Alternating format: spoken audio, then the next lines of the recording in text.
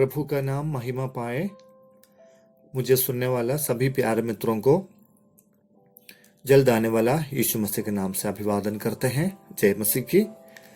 आज का हमारा वचन प्रेरितों का काम 12 अध्याय 7 और 8 पद से लिया है। बंदी गृह में पतरस। प्रेरितों के काम 12 अध्याय में प्रेरित पतरस को जेल में डाल दिया गया है। पेंतकोस्त के दिन से लेकर जगह जगह में अद्भुत और सामर्थ तरीके से सुसमाचार का कार्य करते हुए पतरस चल रहे थे।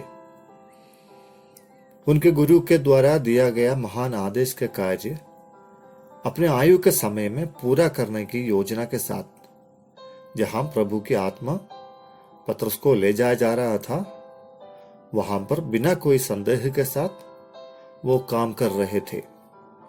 अचानक ऐसा समय आया कि प्रशासन की तरफ से पतरस को गिरफ्तार किया और बंदी गृह में डाल दिया गया। राजा की इच्छा यह थी कि पतरस को जान से मार दे ताकि अपना प्रजा खुश हो जाए। पतरस अभी अकेले कारावास में है। उसके चारों ओर सिपाहियों का झुंड पहरा देते थे। क्या यीशु मसीह की सेवा करने का प्रतिफल यह है? क्या अन्य साथियों के जैसा पतरस भी खुला घूम नहीं सकता? सुसमाचार के लिए, मसीह विश्वास के लिए अपना जीवन समर्पण करने के बाद आप भी शायद ऐसी अवस्था में होकर चल रहे होंगे। आपको शायद असली जेल में नहीं डाला होगा, लेकिन समाज के कई अंधे की पाबंदियों में आप फंसे होंगे। कई ऐसी अवस्था में आप होंगे या आपके ऊपर निगाह रखे होंगे। आपका हालचाल क्या है, कहां जाते हैं, किससे मिलते हैं, कहां, कब, कैसे, क्यों, ऐसे कई सवाल आपके ऊपर होंगे। यहां पतरस की एक रात बची है। अगले भोर को शायद वो पृथ्वी में जिंदा नहीं बचेगा, लेकिन बेचैन रात में बेचैन सिपाहियों के बीच में पतरस साधारण जिंदगी जीकर साधारण मनुष्य की तरह सो रहा है।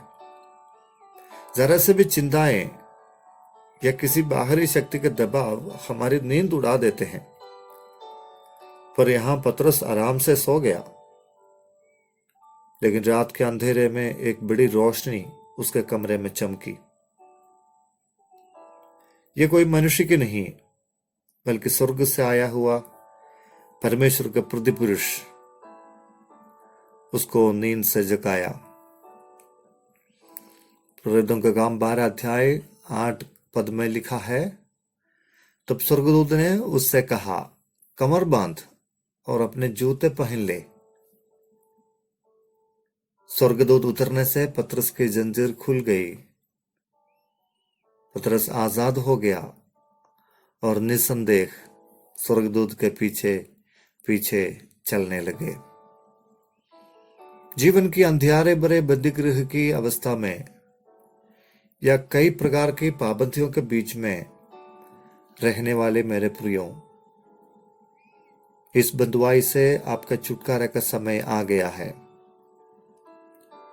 भले हम कई प्रतिबंधों के बीच में हो, आपके रहन सहन में, चलने फिरने में लोग पहरा लगाए होंगे, लेकिन दुनिया की किसी भी ताकत के जानकारी के बिना आपको छुड़ाने के लिए परमेश्वर सामर्थी है।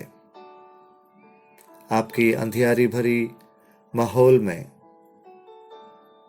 ज्योति लाने के लिए परमेश्वर सामर्थी है। आपका अंधियारा भरा माहौल ज्योतिर्मय होने वाला है।